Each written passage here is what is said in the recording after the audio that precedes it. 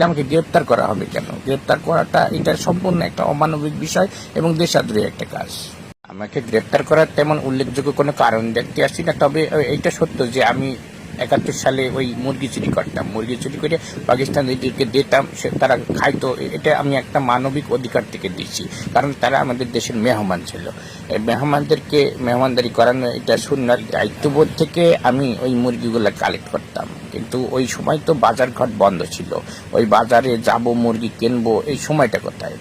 কারণ সব জায়গায় যুদ্ধ চলতে আছে, পাখানাদার বাহিনী হামলা করতে আসে, মুক্তিযোদ্ধা হামলা করতে আসে, বাজারই তো বন্ধ। ওই বাজারে যে মুরগি কিনবো অনেক সময় লাগে। এই কারণে আমি মুরগিগুলো চুরি করতাম, চুরি করে ভাত ফ্রাই করতাম, ঝোল ফ্রাই করতাম, ভুনা করে তাদেরকে দিতাম, তারা খাইতো। হ্যাঁ, এইভাবে চলতো।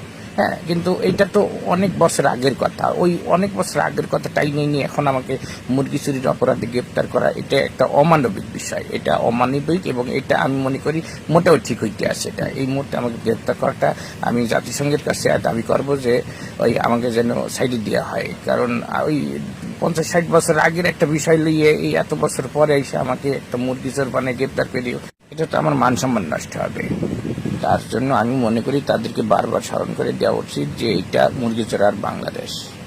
এখানে আমি মুরগি চুরি করব, আমি পোলট্রি মুরগি চুরি করব, আমি রাজহাঁস চুরি করব, আমি পাতি হাঁস চুরি করব, যেটা চুরি করবো এটা একটা স্বাধীন সার্বভৌমত্ব, আমি চুরি করতেই পারি। এটা দিয়ে মূল্যবান যদি সুলকানি থাকতেই পারে, তাই বলে আমাকে গ্রেপ্তার করা হবে কেন? গ্রেপ্তার করাটা এটা সম্পূর্ণ একটা অমানবিক বিষয় এবং দেশদ্রোহী একটা কাজ।